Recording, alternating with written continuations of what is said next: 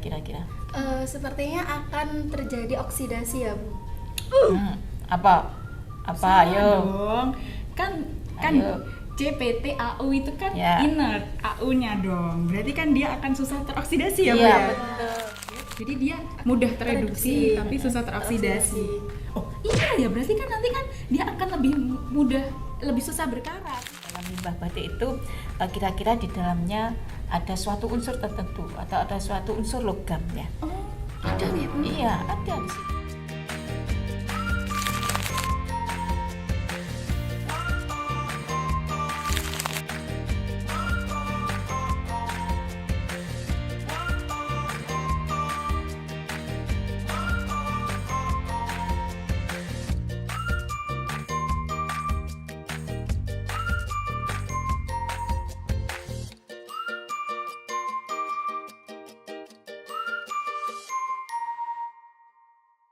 Selamat pagi, Bu.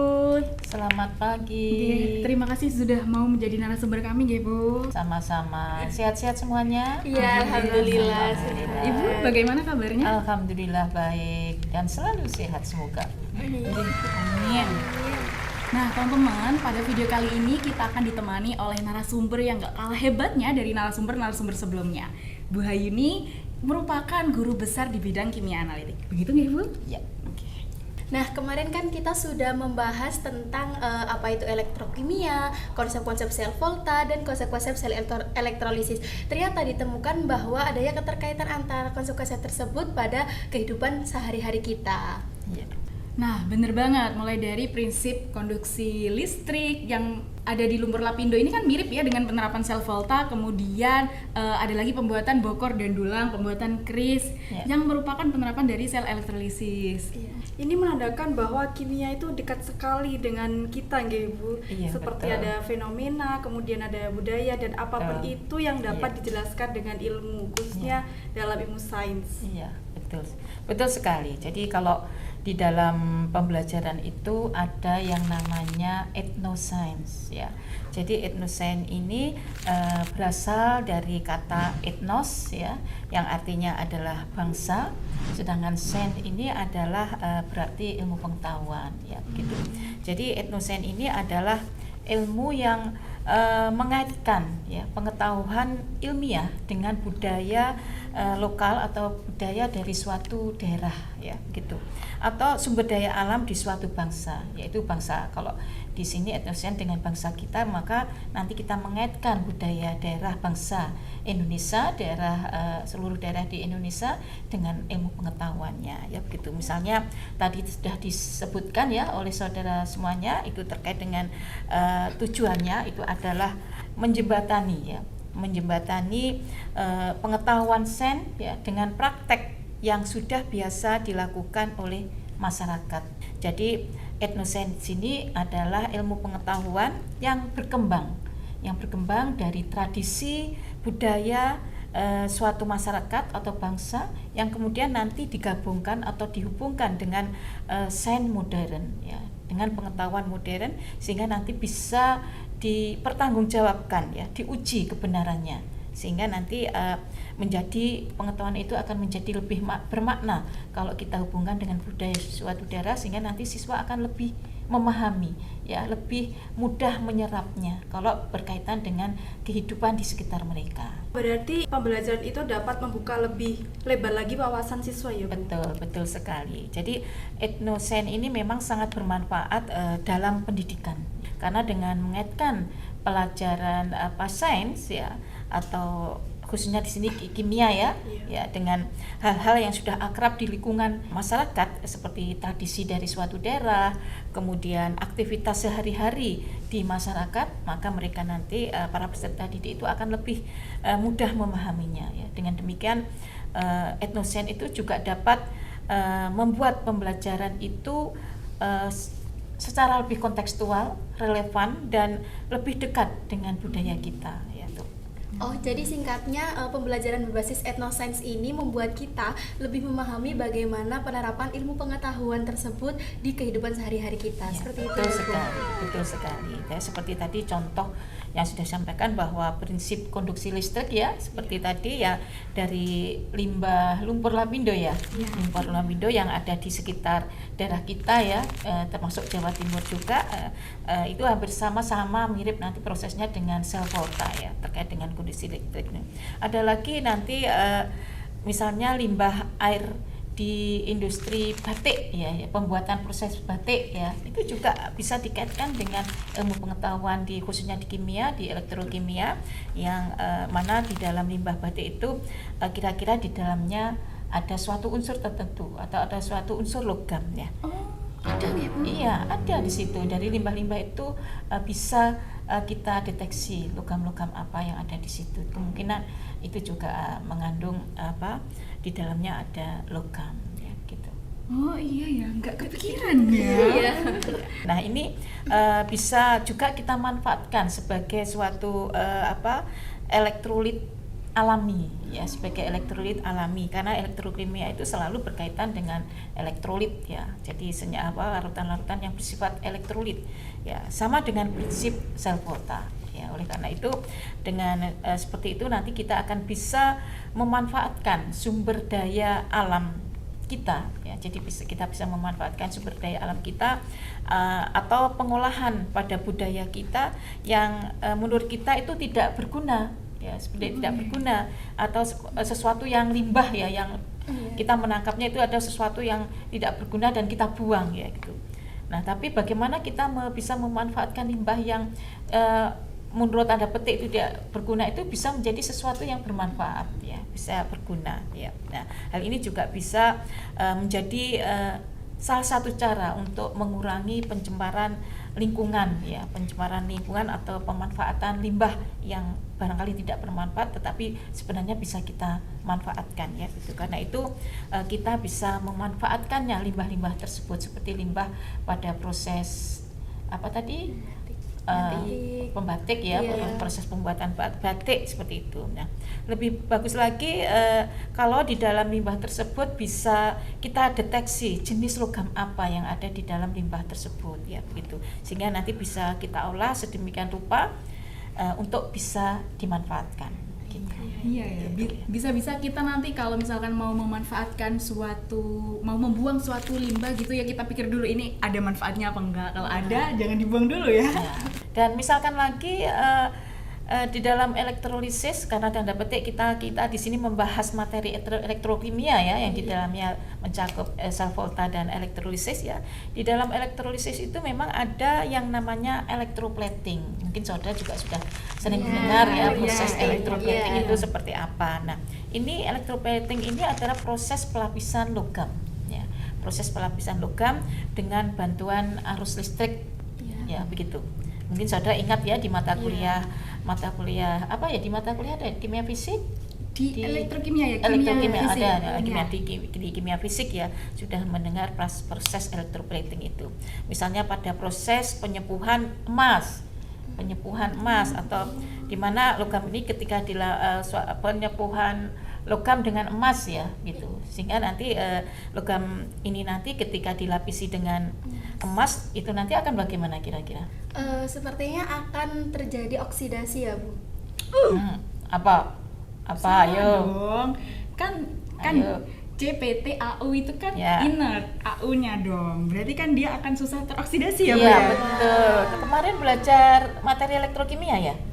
Iya kan? Iya, belajar. Ya, kira-kira apa konsepnya? Kalau misalkan potensial reduksinya tinggi, itu nanti akan susah teroksidasi. Jadi dia mudah tereduksi, tapi susah teroksidasi. Oh iya ya, berarti kan nanti kan dia akan lebih susah berkarat. Iya, karena potensial reduksinya tinggi, seperti itu ya Bu. Ya, itu. Nah, itu kan yang membuat kenapa harga emas itu mahal, ya, iya kan? Iya.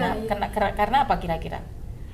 Karena potensial reduksinya tinggi. Akibatnya dengan potensial reduksi yang tinggi susah teroksidasi. Iya. Betul. Iya. Oke, ya. Susah teroksidasi. Iya. Kamu pikiran nggak? Belum sampai situ sih, belum sampai situ. Betul. Jadi betul Iya, sekali. iya. Jadi contohnya seperti pembuatan keris dengan pelapisan logam ya. Itu juga terkait dengan budaya kita ya, khususnya di Jawa itu ya sangat. Kalau zaman dulu itu kan keris itu menjadi pegangan para pejuang kita dulu untuk sesuatu yang bisa membuat mereka lebih kuat ya begitu. Jadi seperti pada proses pembuatan keris dengan pelapisan logam ya, dimana kemudian juga pembuatan bokor dan dulang. Tahu bokor dan dulang nggak? Iya, itu waktu ke Bali kayaknya saya sempat lihat gitu. Iya, Saya masih belum pernah Iya, saya melihat juga itu. belum pernah lihat bokor. Ya, jadi itu juga termasuk prinsip elektrolisis ya, di mana logam perak itu direduksi ya dan menempel pada permukaan tembaga ya, membentuk lapisan yang indah ya, lapisan yang indah yang mana ini sesuai dengan seni keinginan dari para leluhur ya. Iya, mereka suka dibuat dengan model yang seperti apa, ukuran lukisannya seperti apa. Di keris itu kan pasti ada ukirannya itu dan nanti supaya mereka keris itu tidak mudah berkarat, maka itu dilapisi ya, ya gitu, supaya lebih indah ya, tidak mudah berkarat ya begitu. Jadi perlu kita pahami bahwa sebenarnya semua yang ada di dunia ini dapat dijelaskan secara ilmiah ya, dengan sains ya begitu. Oleh karena itu kimia itu memang sangat dekat dengan kehidupan sehari-hari kita. Oh, jadi sebenarnya praktikum yang kita lakukan itu sudah banyak sekali penerapan bidang budaya. Betul, iya. Sebenarnya secara tidak langsung semuanya itu sudah kita lakukan dalam kehidupan sehari-hari masyarakat kita zaman dulu ya. Tapi belum terungkap aja, artinya belum kita pahami secara detail ya gitu. Jadi memang benar dan ini menunjukkan bahwa ilmu kimia itu sebenarnya sudah kita terapkan sejak lama. Sejak zaman dahulu ya. Bahkan dalam hal-hal yang terlihat tradisional ya, terlihat kira-kira sebenarnya kuno tidak perlu kita lakukan, tetapi sebenarnya di dalamnya itu akan bermakna dan berkaitan erat dengan ilmu kimia ya gitu. Jadi belajar ilmu kimia itu melalui etnosains ya. Jadi belajar ilmu kimia dengan melalui etnosains itu bisa memperkuat pemahaman kita akan bagaimana ilmu itu diterapkan secara real, secara nyata ya, dan bisa terkonfirmasi, bisa dipertanggungjawabkan kebenarannya, yaitu dengan budaya suatu daerah, tetapi bisa dipertanggungjawabkan secara ilmiah kebenarannya. Gitu. Itu yang sebenarnya. Gimana nih teman-teman? Sudah paham belum ya terkait etnoscience? Nah, Bu, kalau tadi kita sudah membahas tentang etnoscience, tadi juga sempat disebutkan bahwa dengan memanfaatkan limbah, memanfaatkan sumber daya alam di bangsa kita ini bisa mengurangi dampak pencemaran lingkungan. Betul. Nah, dengar-dengar sekarang ini sedang marak ya Bu ya diterapkan small scale. Nah, itu bagaimana Bu? Boleh dijelaskan? Ya, baik. Terkait small scale, ya jadi dari konsep small scale atau kalau dari bahasa terjemahannya gitu, bahasa asing ya, kalau terjemahnya itu adalah skala kecil ya, skala kecil di dalam praktikum kimia itu lahir dengan mempertimbangkan beberapa hal ya. Jadi dari beberapa pertimbangan, salah satunya adalah isu lingkungan ya. Isu lingkungan ini sangat penting karena kita itu sekarang itu juga harus terkait dengan SDGs ya, itu juga ada 17 level kan di situ, salah satunya juga terkait dengan lingkungan ya, lingkungan, bagaimana kita menerapkan proses pendidikan itu yang berkait dengan lingkungan ya begitu. Jadi pada praktikum kimia itu sering memang kalau kita melakukan percobaan praktikum di lab itu sering menghasilkan limbah ya, menghasilkan limbah bahan kimia yang bisa berdampak buruk bagi lingkungan kita ya. Jadi ini memang harus diantisipasi, perlu diperhatikan penggunaan limbah kimia yang terus-menerus yang tanpa kita sadari itu akan berdampak pada lingkungan ya gitu. Dengan menggunakan bahan dengan small scale ini nanti kita akan bisa menggunakan bahan dalam jumlah yang relatif sedikit ya, relatif kecil ya, sehingga kita bisa mengurangi limbah yang dihasilkan dengan percobaan praktikum kimia itu sebenarnya pertimbangan yang dilakukan dengan small scale itu. Oh, jadi tujuan utamanya itu adalah supaya kita lebih ramah lingkungan dalam Betul, melaksanakan betul praktik kimia sekali. ya, Bu. Iya, betul sekali. Memang seperti itu. Jadi kita hidup di era di mana isu lingkungan itu menjadi perhatian yang utama. Ya, ingat saudara, ini generasi muda, generasi penerus ya. Jadi harus bagaimana supaya di dalam kehidupan kita itu harus tetap memperhatikan lingkungan yang sehat ya. Jadi limbah bahan kimia itu memang yang dihasilkan dari laboratorium itu tidak hanya berbahaya ya, tidak hanya berbahaya tetapi juga sulit untuk dikelola ya. Oleh karena itu bagaimana kita bisa mengurangi limbah sekecil mungkin ya gitu. Dengan small scale ini nanti kita diharapkan nanti akan bisa mengurangi dampak lingkungan ini secara signifikan ya begitu. Jadi ini juga sejalan dengan upaya kita untuk mengedukasi generasi muda kita ya agar nanti lebih peduli terhadap lingkungan. Apalagi sekarang ini sudah didengung-dengungkan terkait dengan SDGs ya. Salah satunya di level ada 17 level, di situ salah satu levelnya adalah terkait dengan lingkungan ya gitu. Kalau dari sisi selain lingkungan Ibu, adakah faktor lain yang membuat small scale ini mulai diterapkan di berbagai sekolah? Nah, ya. Jadi selain ramah lingkungan, small scale ini juga menghemat biaya, ya, juga menghemat biaya dan meningkatkan keamanan. Ya. Jadi dengan menggunakan jumlah bahan kimia yang lebih kecil, maka ini resiko kecelakaan di dalam praktikum ya juga lebih rendah kemungkinan terjadinya, lebih kecil kemungkinan terjadinya. Ya, ini juga sangat penting terutama di sekolah-sekolah ya yang mungkin juga fasilitas dari sarana dan prasarananya terkait dengan kegiatan praktikum dan keamanannya itu juga terbatas ya gitu. Berarti ini juga menjadi solusi ya Bu ya bagi sekolah-sekolah yang mungkin di pelosok gitu ya Bu ya? Ya betul. Kecil laboratoriumnya, terus anggarannya juga kecil itu. Yang sarana prasarananya terbatas. Sarana prasarana terbatas itu juga menjadi solusi bagi mereka gitu ya? Betul sekali ya. Jadi tepat sekali apa yang sudah sampaikan tadi bahwa banyak sekolah ya terutama di daerah-daerah yang terpencil atau kurang atau sekolah-sekolah yang terbatas dananya, fasilitas sarana dan prasarananya yang tidak mempunyai laboratorium mungkin karena sekarang banyak sekali loh sekolah-sekolah yang belum punya fasilitas lab karena tidak semua sekolah itu ada juga sekolah yang tidak memiliki akses ya. Akses yang mudah untuk bisa memfasilitasi bahan-bahan kimia dalam jumlah yang besar ya. Oleh karena itu dengan small scale itu membuat praktikum itu lebih terjangkau dan memungkinkan siswa itu tetap mendapatkan pengalaman belajar ya yang sama ya. Karena memang kalau kimia itu tidak lepas dari praktikum gitu. Sehingga walaupun di sekolahnya terbatas tetapi dengan small scale itu diharapkan mereka memperoleh pengalaman belajar yang sama dengan sekolah-sekolah yang relatif lengkap segala sarana dan prasaranya ya. Jadi meskipun dengan fasilitas yang terbatas diharapkan dengan small scale ini mereka yang belajar kimia itu akan terwadahi ya, terpenuhi segala kekurangan terkait dengan keterbatasan sarana prasarana laboratoriumnya ya.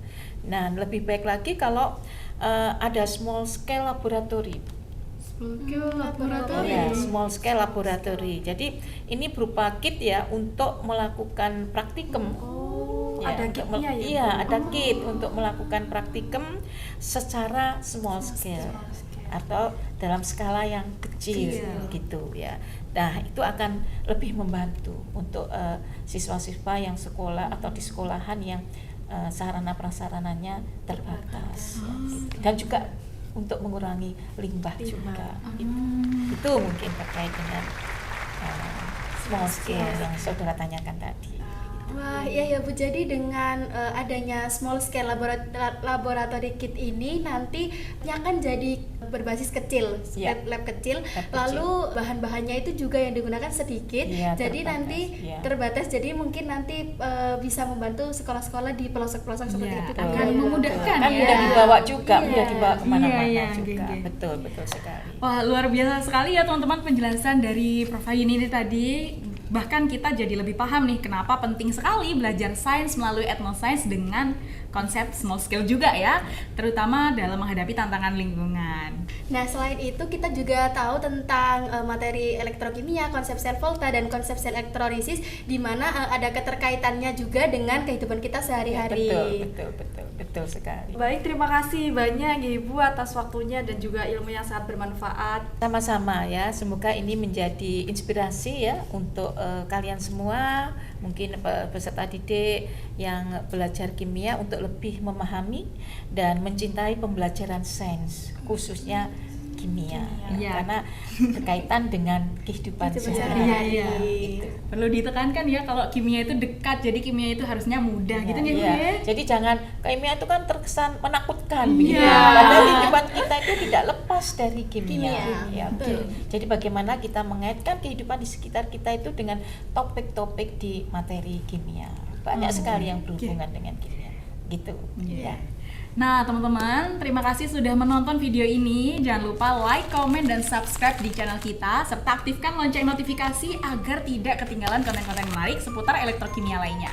Sampai jumpa di video selanjutnya. Dadah. Dadah.